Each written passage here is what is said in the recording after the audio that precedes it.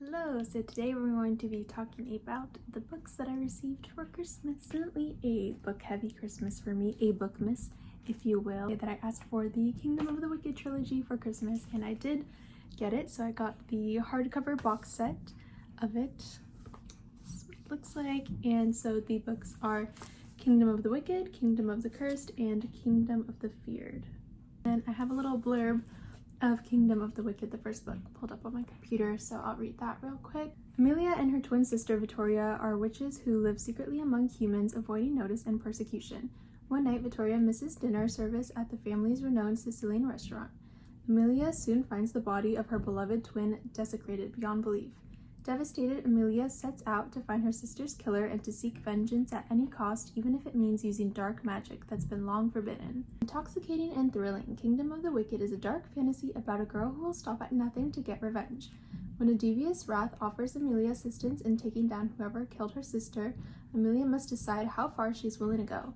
For fans of murder mysteries and gothic settings, this book is perfect. So that sounds very good, and I am definitely excited to get into it. So the next box set I got is the Natural series by Jennifer Lynn Barnes.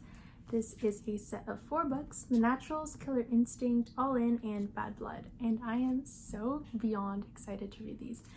These have really blown up this year. Everybody's absolutely obsessed. See what all the love is about, and what really makes me excited is that it's kind of pitched as like a young adult Criminal Minds, and I love Criminal Minds, so this sounds amazing. I'm going to read the back blurb so we know what the first book, The Naturals, is about. Cassie is a natural at reading people. Piecing together the tiniest details, she can tell you who you are and what you want, but it's not a skill that she's ever taken seriously.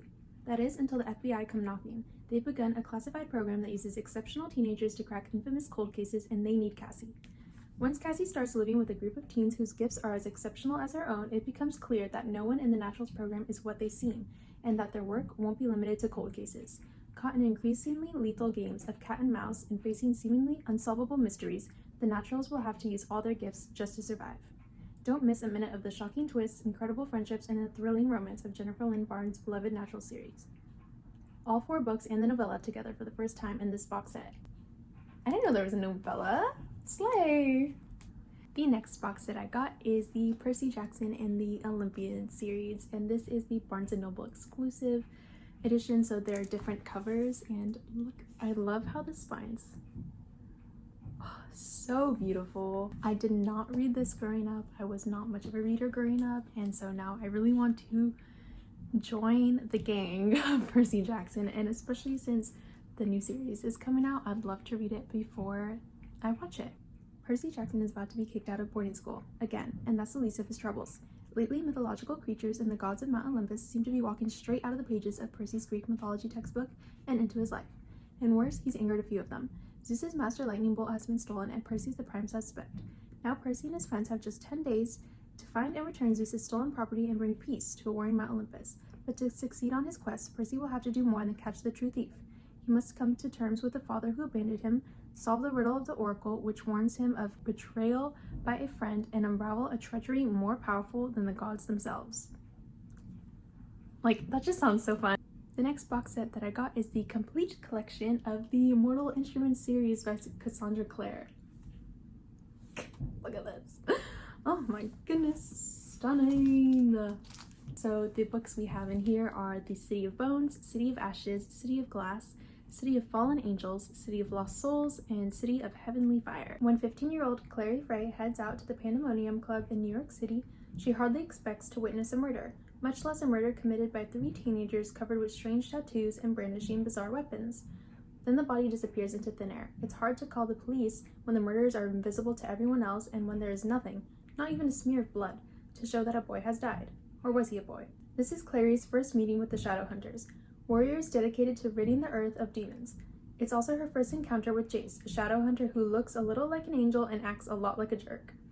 Within 24 hours, Clary is pulled into Jace's world with a vengeance, when her mother disappears and Clary herself is attacked by a demon. But why would demons be interested in ordinary mundanes like Clary and her mother? And how did Clary suddenly get the sight? The Shadowhunters would like to know. The next box set that I got is kind of a continuation of sorts of the last, which is the complete collection of the Infernal Devices, also by Cassandra Clare. So this is a trilogy, and in here we have Clockwork Angel, Clockwork Prince, and Clockwork Princess. To read the Infernal Devices series, you don't have to read the Mortal Instruments series. However, I do like to kind of get a gist of what's going on beforehand.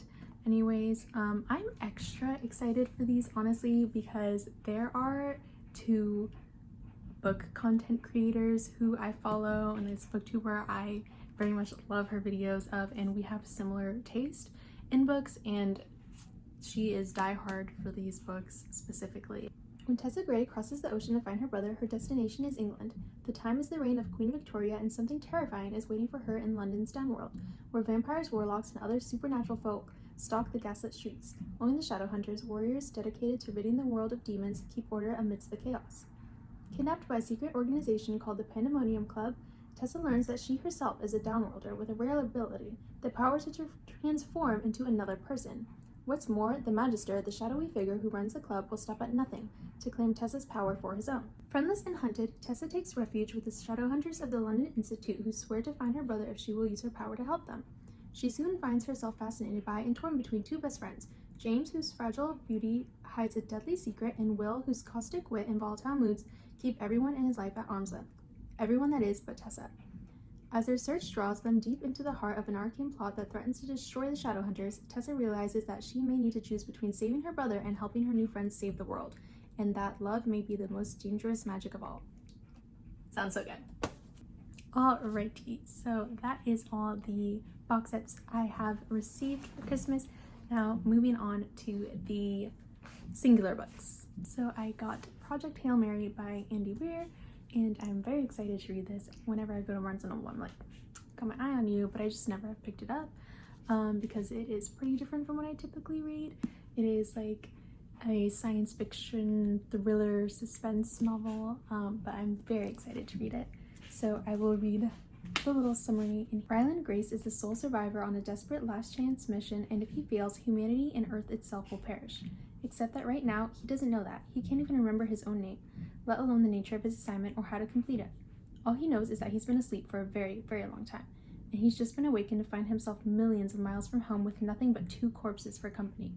His crewmates dead, his memories fuzzily returning, Ryland realizes that an impossible task now confronts him. Hurtling through space on this tiny ship, it's up to him to puzzle out an impossible scientific mystery and conquer an extinction-level threat to our species. And with the clock ticking down and the nearest human being light years away, he's got to do it all alone. Or does he?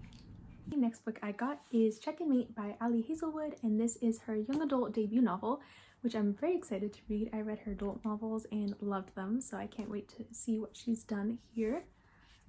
Also, I think the cover is just so cute. Mallory Greenleaf is done with chess. Every move counts nowadays. After the sport led to the destruction of her family 4 years earlier, Mallory's focus is on her mom, her sisters, and the debt and job that keeps the lights on. That is, until she begrudgingly agrees to play in one last charity tournament and inadvertently wipes the board with notorious king killer Nolan Sawyer, current world champion and reigning bad boy of chess.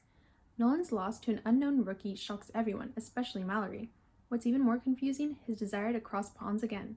What kind of gambit is Nolan playing? The smart move would be to walk away, resign, game over.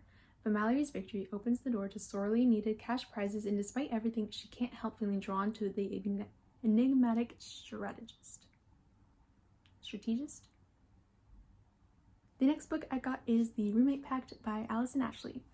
This book says, the proposition is simple. If ER nurse Claire Harper and her roommate firefighter Graham Scott are still single by the time they're 40, they'll take the proverbial plunge together as friends with benefits. Maybe it's the wine, but in the moment Claire figures the pact is a safe enough deal, considering she hasn't had much luck in love and he's in no rush to settle down. Like at all. Besides, there's no way she could ever fall for Graham and his thrill-seeking ways, not after what happened to her father.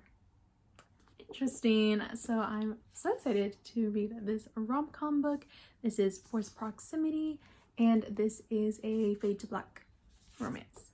Next book is an adult fantasy, and it is Trial of the Sun Queen. This sounds like everything I love in a fantasy book. It says 10 women, a deadly contest. Only one can win the Sun King's heart.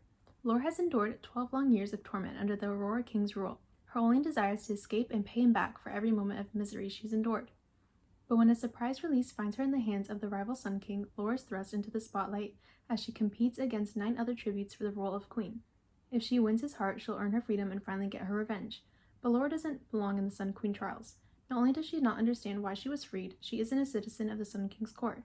The other tributes resent her presence and will stop at nothing to ensure Laura is removed from the competition permanently. Now Laura must win, because if she loses, she dies, or worse, she'll be returned to the evil and now vengeful Aurora King. Sounds so. The next book is The Starlit Prince by C.F.E. Black. I have not heard of this before or heard anyone mention it or really seen it around, but I did see a post of the author talking about her book, and it sounded really, really good. And it's always great, you know, to support smaller and more independent authors that, you know, you can't really find in store and whatnot. So really excited. Also, I did not realize until right now that this hardcover has lovely artwork underneath the dust jacket. This is a standalone fantasy romance, and this is a young adult book. And I mean, it being standalone is really awesome because I do have, as you see with all my new box sets, lots of series on my shelves that I still have yet to read. So you're only committing to one book here, and it has an arranged marriage between a cursed fae and a mortal determined to save her family. Also, a large part of this author's kind of, I guess, promotional work is that none of her books feature any spice. So if that's something you're looking for. The next book I got is Season Schemings by Katie Bailey. This is a holiday romance book. And look at how adorable this cover is. And the little gingerbread girl. It's screaming Christmas. I love it.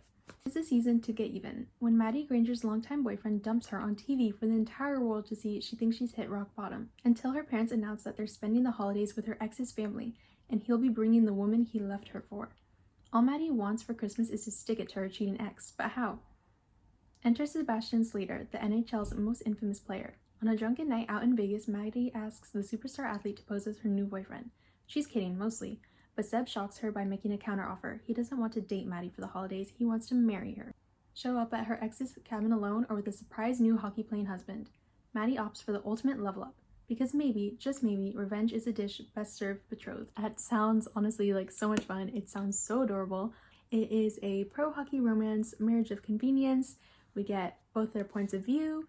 It's supposed to have a great banter, and it is fade to black, which is my preference. So the next book I got is another holiday romance, and this is My Grumpy Christmas Companion by Kimberly Cray. This book is also dual perspective, so we read from both their points of view, and it's kind of like a grumpy sunshine book. And I'll read the little blurb on the back for you. It says, "It was just like at first sight. Now they're snowed in at a campsite. When Piper shows up to a winter festival half a day early to beat the storm, she learns that the event has been put on hold.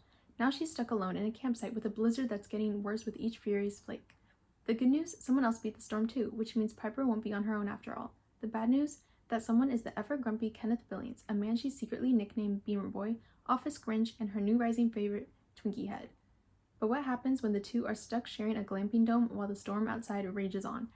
I actually started this yesterday, and so far it is very cute. It's really fun, honestly, and this is another smaller author. Like, wouldn't find this book, you know, on the shelves at Barnes & Noble or anything, so it's always great to support, you know, those other authors out there. And it's also fun, I think, to read some books that you don't see all the time online, because, like, I love getting, like, all the recommendations and everything, and you know, book accounts make it so easy to find, you know, things that you think you would enjoy, but it's also nice to find like little hidden gems and whatnot.